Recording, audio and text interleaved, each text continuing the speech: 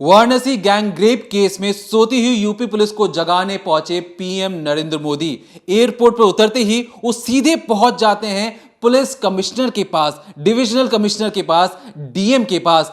तीनों अफसरों से सीधे जाकर सवाल पूछते हैं कि बताइए पुलिस महकमा किस तरीके से वाराणसी गैंगरेप केस में काम कर रहा है, क्या क्या अपडेट हैं। तीनों अफसरों को लगा कि आओ भगत होगा, मालाएं पहनाई जाएंगी, वाहवाही होगी, लेकिन यहां पर तो पूरा मामला ही उल्टा पड़ गया जब पीएम नरेंद्र मोदी पूछते हैं कि बताइए आप काम किस तरीके से कर रहे हैं और आपकी गलतियां कहां कहां हुई है। उसके बाद जब पीएम नरेंद्र मोदी से नसीहत मिली तो फौरन ही यूपी पुलिस हरकत में आती है, कहें वाराणसी पुलिस हरकत में आती है। 3 और लोगों को गिरफ्तार किया जाता है, चार्जशीट दाखिल किया जाता है और यहां तक कि जब अब इस वीडियो को हम रिकॉर्ड कर रहे हैं तो जितने भी लड़के अब तक पकड़े गए हैं, 12 से ज्यादा लड़के पकड़े गए हैं, उनका डीएनए, उनका ब्लड सैंपल अस्पताल पहुंचाया गया है। क्यों पहुंचाया गया है तो जान लीजिए। इस लड़की के साथ जितने भी लड़के संपर्क में आए हैं उन्हें भी हेपेटाइटिस बी हो सकता है। ऐसा इसलिए क्योंकि लड़की को पिछले 1 महीने से हेपेटाइटिस बी की बीमारी थी और ये बीमारी और बढ़ती हुई चली गई और जिस कंडीशन में लड़की मिली है उसकी जो बीमारी है और भी भयानक रूप ले चुकी है। इसलिए डॉक्टरों का मानना है कि जितने भी लोग इसके आसपास रहे होंगे, संपर्क में आए होंगे, उनकी भी हेपेटाइटिस बी की बीमारी पहुंच चुकी होगी। अब ऐसे में गैंग रेप करने वाले जितने भी तमाम लड़के थे उनकी हवा टाइट है। कुछ लड़के अभी भी फरार है, लेकिन पर्दे की पीछे की कहानी किस तरीके से, जब एक खबर फैली कि जितने भी लड़के पकड़े गए हैं वो एक बाकायदा सेक्स रैकेट चलाते हैं, उनकी फोन से 300 से 400 न्यूड वीडियो कॉल मिले हैं या वीडियोस मिले हैं, ऐसे वीडियो जिसे वो अक्सर बाहर बेच दिया करते हैं। और बताया तो ये भी गया कि पूरा जो केस एक सेक्स रैकेट के तौर पर काम करता है। कई ऐसे लड़के हैं जो रात में चाउमीन बेचते हैं और दिन में सेक्स रैकेट में सम्मिलित रहते हैं। तो क्या है पर्दे की पीछे की कहानी और कैसे इस पूरी कहानी में एक बहुत बड़ा झूठ पकड़ा गया, इस डिकोडिंग क्राइम से आपको बताएंगे कि किस तरीके से वाराणसी में एक बहुत बड़े खेल से पर्दाफाश हो चुका है। तो वाराणसी गैंगरेप में तमाम तरीके की जो खबरें निकलकर सामने आ रही हैं उसमें बहुत सारे झूठ भी बोले जा रहे हैं। दरअसल जब प्रधानमंत्री मोदी वाराणसी एयरपोर्ट पर पहुंचते हैं तो वो फटकार तो लगाते हैं, साथ में ये भी कहा जाता है कि अगर इस केस में कोई बड़ा रैकेट चल रहा है, कुछ ऐसे वीडियोस मिले हैं तो फ़ौरन इसका भांडाफोड़ करना चाहिए और पता लगाना चाहिए कि क्या ये गैंग सिर्फ वाराणसी में एक्टिव है या फिर उत्तर प्रदेश के अलग अलग जगह पर भी इसे एक्टिव किया गया है। तो जो पुलिस की टीम है, जो कमिश्नर हैं और जो बाकी पुलिस के सिपाही हैं, उन सबको काम पर लगाया गया और सबसे पहला काम किया गया कि जितनी भी झूठी खबरें चल रही हैं उनको बंद करवाया जाए। क्योंकि जैसा कि दीपक ने आपको बताया कि इस केस में सामने आए कि वो लोग सेक्स रैकेट चलाते हैं, 300-200 ऐसे वीडियोस मिले हैं न्यूड।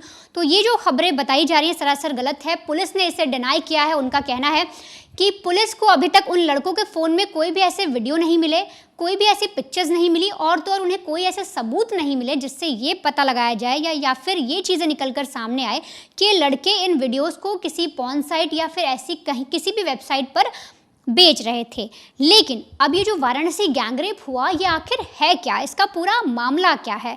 जैसे कि खबरें हर जगह चल रही हैं, आप सभी में से बहुत से लोगों को पता ही होगा कि 29 मार्च को जो एक लड़की है 18 साल की, ग्रेजुएशन की, वो अपने पिता से कहती है कि उसका कॉलेज तो ख़त्म हो गया है, वो अपनी सहेली के साथ कुछ बुक्स लेने जा रही है। ये कहकर वो बुक स्टोर तक जाती है। वहाँ उसे एक दोस्त मिलता है, राज विश्वकर्मा। ये उस लड़की का ही दोस्त था। घूमने के बहाने वो उसे अपनी बाइक पर बिठाता है, एक होटल ले जाता है और वहाँ पर उसके साथ रेप करता है। रेप करने के बाद जब लड़की को कुछ समझ नहीं आता कि उसके दोस्त ने उसके साथ ऐसी हरकत कर दी, वो चीखती चिल्लाती है, भागने की कोशिश भी करती है, तभी 2 लड़के और उस होटल में आ जाते हैं। यानी इस राज विश्वकर्मा ने पहले ही 2 लड़कों को इन्फॉर्म कर दिया था। अब लड़की भागती उससे पहले 2 लोग और आ जाते हैं, वो भी उसके साथ गैंगरेप करते हैं। फिर लड़की को बाहर लाया जाता है, एक कार में बिठाया जाता है और फिर उसे कॉन्टिनेंटल कैफ़े ले जाया जाता है। ये वही कैफ़े है जहाँ पर इस एक तरीके से इस रैकेट को, या यूँ कहें कि ये जो लड़कियाँ लाते थे उनके साथ जो रेप किया जाता था उन्हें इसी कैफ़े में लाया जाता था। अब यहाँ पर जो कॉन्टिनेंटल कैफ़े है इस जगह लाया जाता है और 6 लड़के और आते हैं, वो भी गैंगरेप करते हैं। फिर लगातार कई दिन तक उस लड़की के साथ गैंगरेप किया जाता है। उसे नशे की डोज दी जाती हैं, उसको इंजेक्शन दिए जाते हैं, ड्रग्स सुंघाई जाती है और लगातार उसके साथ रेप जैसी घिनौनी वारदात को अंजाम दिया जाता है। अब 3 अप्रैल को यानी करीब करीब 6 दिन बीत जाते हैं, तब आधी रात को 5 लड़के कार लाते हैं। उस कार में इस लड़की को बिठाते हैं, कार को किसी सुनसान जगह पर ले जाते हैं, वहाँ भी उस लड़की के साथ रेप किया जाता है और फिर इसे एक तरीके से ऐसा, आप ये समझिए, लड़कों को लगा कि शायद लड़की मर गई, बेसुध हो गई, अब किसी काम की नहीं रही, तो उसको धक्का देकर गाड़ी से नीचे फेंक दिया जाता है। लड़की की हालत इतनी ख़राब थी कि ना वो देख पा रही थी, ना समझ पा रही थी, उसे कुछ समझ भी नहीं आ रहा था कि उसके साथ आखिर हो क्या रहा है। लेकिन एक तरफ जब 7 दिन से बच्ची गायब है, घर की बेटी नहीं मिल रही, तो पिता ने कंप्लेन कराई थी, पुलिस भी ढूंढ रही थी। और जब लड़की को फेंका जाता है, आप सोचिए जितने दिन उन लड़कों के चंगुल में वो लड़की थी, यूपी पुलिस उन्हें ढूंढ नहीं पाई। यूपी पुलिस को पता भी नहीं चला कि वाराणसी में एक कॉन्टिनेंटल कैफ़े चल रहा है जिसके अंदर ऐसी घिनौनी वारदात को अंजाम दिया जा रहा है। जब उन लड़कों ने उसे छोड़ दिया, उसे फेंक दिया, तब यूपी पुलिस उस लड़की को उठाती है। उन्हें दिखता है कि हाँ, एक लड़की सड़क किनारे पड़ी हुई है, उसका मिलान कराया जाता है, शिनाख्त कराई जाती है, पेरेंट्स से पूछा जाता है, तब पता चलता है कि जो लड़की है वो वही लड़की है जो गायब हुई थी। उस वक्त जब वो बेचारी लड़की मिली थी, उसकी हालत बेहद ख़राब थी। करीब करीब 48 घंटे बाद उसे होश आता है, वो अपनी पूरी अवस्था में आती है और फिर एक एक करके पुलिस को आधी अधूरी कहानी बताती है, क्योंकि जब उस लड़की के साथ गैंगरेप किया जा रहा था तो उसकी हालत जो है बेहद ख़राब थी। वो पूरी तरीके से ड्रग्स के नशे में थी, इसलिए उसे कुछ ज़्यादा चीज़ें याद भी नहीं हैं। पर उसने पुलिस को एक एक चीज़ बताई कि उसे किस होटल में ले जाया गया, कौन सा कैफ़े था, लड़कों के नाम क्या थे, वो आपस में कैसे बातचीत कर रहे थे। और ये सारी जानकारी निकालने के बाद पुलिस एक्टिव होती है, लेकिन किसी तरीके से 8 लोगों को अरेस्ट करती है। लेकिन जब प्रधानमंत्री दौरा करते हैं तो उसके फ़ौरन लगभग 72 घंटे बाद चार्जशीट भी दायर होती है। जो आरोपी हैं उनके नाम भी सामने आते हैं और 3 और आरोपियों को अरेस्ट किया जाता है। अब ऐसे में एक मास्टरमाइंड है अनमोल गुप्ता, जिसका नाम सामने आ रहा है और बताया जा रहा है कि ये वही मास्टरमाइंड है जो इस रैकेट को, या यूँ कहें कि भोली भाली लड़कियों को फंसाने के लिए उनके साथ गैंग रेप करवाता था कई लड़कों से, और इसने 15 एजेंट भी बना रखे थे अपने ही दोस्त यार को। अब कैसे, देखिए, सबसे पहले आप ये जो तस्वीर देख रहे हैं अपनी स्क्रीन पर, ये अनमोल की तस्वीर है। इसकी अगर एजुकेशन की बात करें तो पोस्ट ग्रेजुएट है, पीजी किया हुआ है इस लड़के ने। और ये अरेस्ट क्यों किया है पुलिस ने इसे, तो इसने लड़की से रेप किया है, और तो और इस पे आरोप है कि ये रैकेट चलाता था। रैकेट कैसे चलाता था? दरअसल ये छोटे बच्चों को, या स्कूल कॉलेज के जो बच्चे हैं जिन्हें आप ये समझिए बिगड़ने की आदत लग चुकी है, उनको ड्रग्स सप्लाई करता था, और ऐसे में लड़कियों को भी ड्रग्स देता था, उन्हें अपने कैफ़े बुलाता था, उनके साथ रेप करता था। अब ये जो लड़का है ये इस तरह से रैकेट कैसे चलाने लग गया? तो दरअसल मध्यम परिवार से आता है, कोई ज़्यादा अमीर ज़्यादा नहीं है ये। 2 साल तक इसने, ये बचपन से जब इसके पिता जो काम कर रहे थे, धीरे धीरे इसने देखा कैसा वो काम करते हैं, मार्केट में क्या बेच रहे हैं, तो इसको भी आइडिया आया कि क्यों ना ये भी एक ठेला लगाए, और इसलिए इसने चाउमीन का ठेला लगाना शुरू किया। शुरुआत में आप देखिए ये एक ठेला लगाकर चाउमीन बेचा करता था, पोस्ट ग्रेजुएट है, लेकिन उसके बाद अचानक इसके दिमाग में खुराफात सूझती है। सोचता है कि जो बच्चे हैं, जो यूथ है आजकल, वो ड्रग्स का आदी हो रहा है, क्यों ना उनको इसकी लत लगाई जाए और पैसा कमाया जाए। इसके बाद ये धीरे धीरे जो ड्रग्स सप्लायर होते हैं, जो उनकी चेन होती है, उसमें धीरे धीरे करके शामिल हुआ, और वहाँ शामिल होकर इसने ड्रग्स बेचना शुरू किया, चुपचाप सप्लाई करना शुरू किया, और इससे इसके पास पैसे बनते चले गए। और पैसे बनने के बाद फिर इसने सोचा कि ये जो इसका धंधा है, इसके अकॉर्डिंग और बड़ा हो सकता है, ये और पैसे कमा सकता है। फिर इसने धीरे धीरे एक कॉन्टिनेंटल कैफ़े की शुरुआत की, और फिर वहीं पर ये अपने सारे इस नेक्सस को, यूँ कहें ये जो अपना काला कारोबार था ड्रग्स का, उसे चला रहा था। और फिर वहीं पर इसने एक एक करके दोस्त बनाने शुरू किए, जिनकी नौकरी नहीं लगी है, जो पढ़े लिखे हैं, जिनके घर में गरीबी है, उन लोगों को अपना दोस्त बनाया और उनको इस तरह से झांसा दिया कि तुम्हें लड़कियों को फंसाना होगा, उनको लाना होगा, हम उनके साथ ऐसा कर सकते। बहुत सारे इसने आइडियाज़ दिए, जिसके लेकर जो लोग थे, जो यूथ लड़के थे, वो इसके काम को लेकर अट्रैक्ट हो गए। उन्हें लगा कि ये तो बहुत आसान काम है, एक चुटकी बजाओ और पैसा तुरंत इनकी जेब में आ जाएगा। तो ये पहला नाम आपने देखा, ये है मास्टरमाइंड अनमोल। अब आप दूसरा चेहरा देखिए, ये सोहेल का चेहरा है, आप अभी अपनी स्क्रीन पर देख रहे हैं। ये समझिए अनमोल का शागिर्द है, और तो और ये एजुकेशन अगर इसकी बात करें तो ग्रेजुएशन के फर्स्ट ईयर में है, साथ ही साथ LLB की तैयारी कर रहा था। आप सोचिए, लॉ का स्टूडेंट, लॉ पढ़ने की तैयारी कर रहा था, और काम इसके कुछ ऐसे थे। ये शुरुआत इसकी ऐसे होती है, दरअसल ये अनमोल से मिलता है तो इसे सबसे पहले ड्रग्स की लत लगती है, और जब ड्रग्स की लत लगती है तो इसको मन में आता है कि क्यों ना इसे और लोगों तक सप्लाई किया जाए। और ऐसे में ये अनमोल से दोस्ती करता है, फिर धीरे धीरे अनमोल इसे सिखाता है कि देखो पैसे कमाना है तो तुम इस ड्रग्स को छोटे छोटे जो यूथ हैं, जो कॉलेज में आ रहे हैं नए नए बच्चे, उन तक किसी भी तरीके से पहुंचाओ और उनको इसका आदी बना दो, ताकि जो हमारे पैसे हैं वो आने रुके नहीं। अब सोहेल के पास सबसे पहला काम यही था कि ये लोगों को अट्रैक्ट करे और उन तक ड्रग्स को पहुंचाए। और इस केस में सामने आया है कि जो सोहेल है वो भी इस रेप केस में शामिल है। वो भी वही लड़का है जिसने होटल में जाके उस लड़की के साथ रेप किया था। और तो और जब रेप जैसी घिनौनी वारदात को अंजाम दिया जा रहा था उस लड़की के साथ, तब इसका झगड़ा भी हो गया था। अब आते हैं तीसरे कैरेक्टर पर। अभी आप एक और तस्वीर देख रहे हैं, ये राज विश्वकर्मा है। जॉब की बात करें तो प्राइवेट फर्म में काम करता है। और तो और इसका सबसे अहम काम था इस गैंग में, मतलब अनमोल जो गैंग चलाता था उसमें, कि ये लड़कियों को किसी तरीके से सप्लाई करे, मतलब लड़कियों को अरेंज करे। जैसे आपने यहाँ भी देखा होगा, अपनी दोस्त को ये लेकर जाता है होटल। इनमें से कोई और लड़का नहीं था, लेकिन राज विश्वकर्मा ही वो लड़का था जो अपनी बाइक पर उस लड़की को बिठाता है और होटल लेकर जाता है, दोस्ती का फ़ायदा उठाकर। तो इसको काम दिया गया था कि तुमको जितनी भी जो लड़कियाँ हैं जो कॉलेज से निकल रही हैं, जो कोई प्राइवेट जॉब करती हैं, किसी फर्म में काम करती हैं, उनको तुम्हें बहला फुसला कर दोस्ती करनी है और फिर उन्हें हमारे कैफ़े तक लाना है ताकि हम उनके साथ रेप कर सकें। अब एक नाम और आप देखेंगे, ये है साजिद गुलाम। अगर इसकी एजुकेशन की बात करें तो ये सिर्फ 12वीं पास है। किसी तरीके से इसने 12वीं पास की और उसके बाद इसका मेन काम था इस पूरे ग्रुप में कि जैसे राज विश्वकर्मा लड़कियों को लेकर आ रहा था, इसको लड़कों को लेकर आना था। लड़के किस लिए? ताकि वो ड्रग्स को सप्लाई कर सके, ये जो चेन है ये और बड़ी हो सके, ना सिर्फ वाराणसी में रहे बल्कि वाराणसी से निकल कर ये लखनऊ तक आ सके, मेन सिटी तक आ सके और हर एरिया में, यानी उत्तर प्रदेश के हर एरिया में ये अपना गैंग एक्टिव कर पाएँ। तो इसका मेन काम था कि ये लड़कों को लेकर आए और उसके बदले में जो कमीशन है वो उठा ले। अब एक और नाम आता है आयुष सिंह। अगर आप इन लड़कों की उम्र पर गौर कर रहे होंगे या इनकी शक्ल पर गौर कर रहे होंगे तो महज इनकी जो उम्र है वो 25-26 साल के आसपास है। कुछ तो 19-20 साल के लड़के भी हैं। अब आप सोचिए, जिसने 12वीं पास की है उसकी महज उम्र 19-20 साल ही होगी।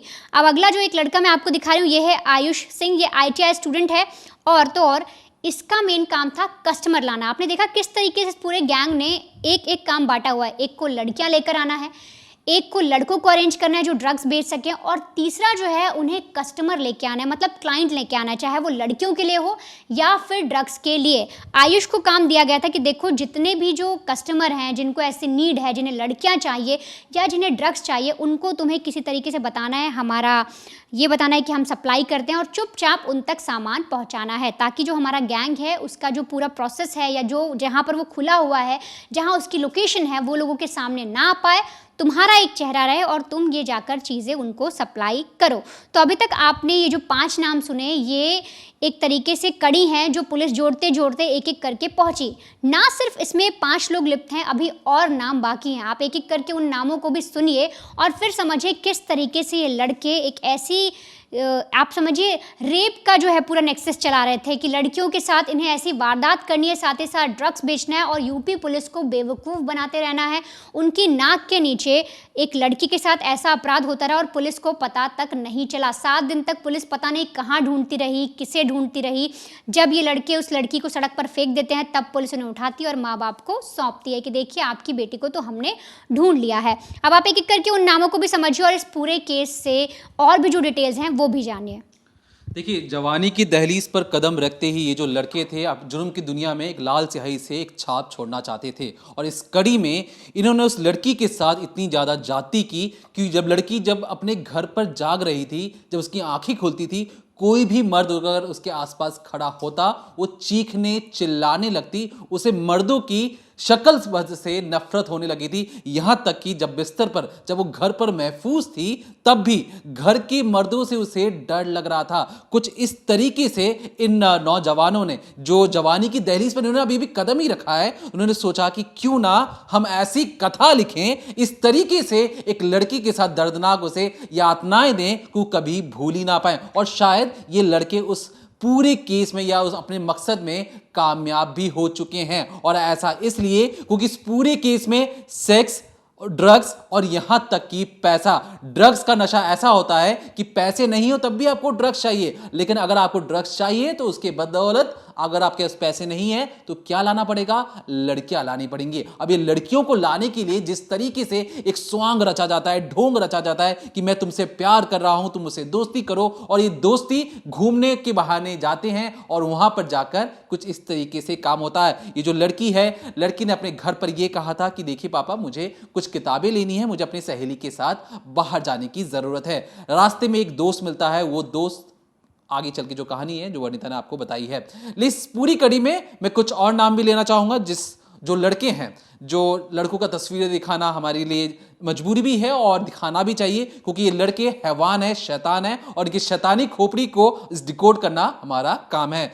नाम देखिए, तनवीर उर्फ समीर। ये कौन है? कार मैकेनिक हैं और बतौर लड़की के अश्लील वीडियो बनाना और कैफे में नशा करना और कस्टमर लेकर आना इनका मेन काम होता था। लड़के गैंग में बहुत हैं, लेकिन गैंग में हर एक का बंदों का जो काम है वो बंटवारा हो चुका है, किस लड़के को कब क्या चीजें करनी है। लड़की अगर आ भी जाए तो आपको उसका संबंध नहीं, आपको वीडियोग्राफी करनी है और बिल्कुल हाई क्वालिटी में वीडियोग्राफी करनी, ताकि जो वीडियोग्राफी है एक पॉर्न वेबसाइट पर जाकर आप बेच सके। इसके बदौलत इन्हें क्या मिलता है? इसके बदौलत सिर्फ और सिर्फ नशा मिलता है, ड्रग्स मिलता है, और ड्रग्स के नशे में चूर होकर ये अपनी जिंदगी तो बर्बाद कर ही रहे हैं, साथ ही साथ उन लड़कों की जिंदगी भी बर्बाद कर रहे हैं। यहां तक कि ये दोस्ती कैसे होती है समीर के साथ? जो अनमोल है, जो मास्टरमाइंड है, ये अक्सर अपनी गाड़ी ठीक करवाने समीर के पास जाता है। गाड़ी ठीक करवाते करवाते उसने ये कहा कि भैया मेरे इंजन भी ठीक कर दो, मैं आपके दिमाग का इंजन ठीक कर दूंगा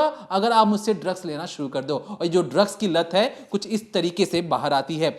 दूसरा नाम जानिए, नाम है इमरान, 12वीं पास है। पास भी नहीं कहें, स्टूडेंट है, पास या फेल तो इनके लिए कोई मतलब ही नहीं रखता। ये क्या करते हैं? ये करते हैं कैफे में लड़कियों की फोटो और वीडियो बनाकर उन लड़कियों को ब्लैकमेल करते हैं और कहते हैं कि अगर हमने ये वीडियोस और फोटोज तुम्हारे मम्मी पापा, तुम्हारे क्लासमेट, तुम्हारे क्लास टीचर को दिखा दिए तो सोचो पूरा समाज तुम पर थू थू करेगा।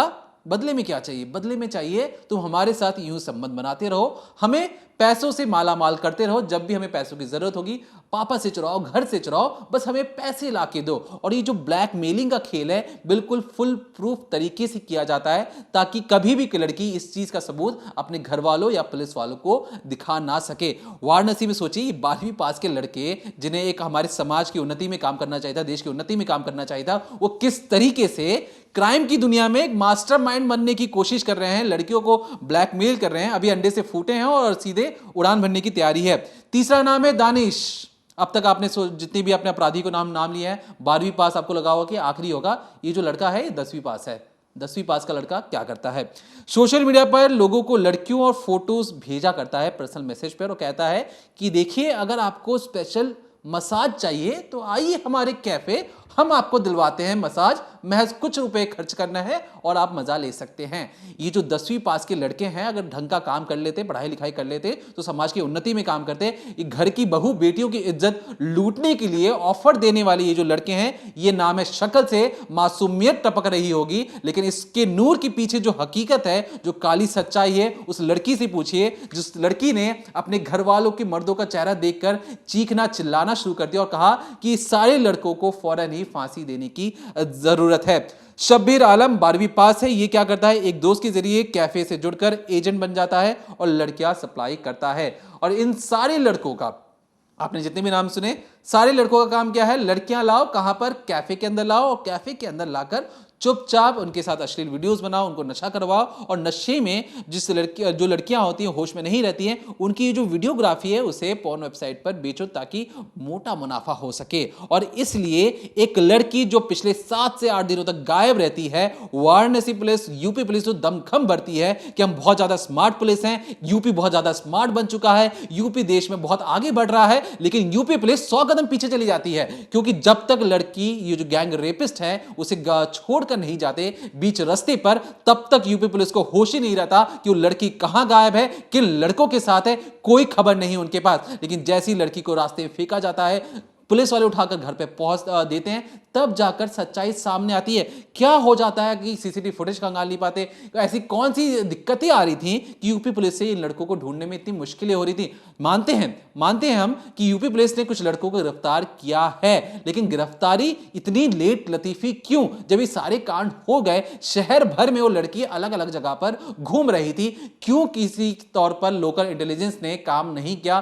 क्यों किसी खबरी ने पुलिस वालों को नहीं बताया? क्या यूपी पुलिस इंतजार कर रही थी कि जैसा पिक्चरों में होता है, पहले क्राइम हो जाएगा, फिर हम आराम से सायरन बजाते हुए उस जगह पर पहुंचेंगे और दिखाएंगे कि हम इन्वेस्टिगेशन कर रहे हैं? अब इस पूरे मामले में अगर देश का प्रधानमंत्री आकर आपसे सवाल पूछ रहा है, तो लानत है उसी पुलिस सिस्टम पर जो ठीक से और समय रहते हुए एक लड़की की जिंदगी बचाने में विफल रही है। तो इस पूरे मामले पर हमारी पैनी नजर बनी रहेगी। चलते चलते हमारी दरख्वास्त है कि आप डिकोडिंग क्राइम तक पर यूं ही देखते रहिए।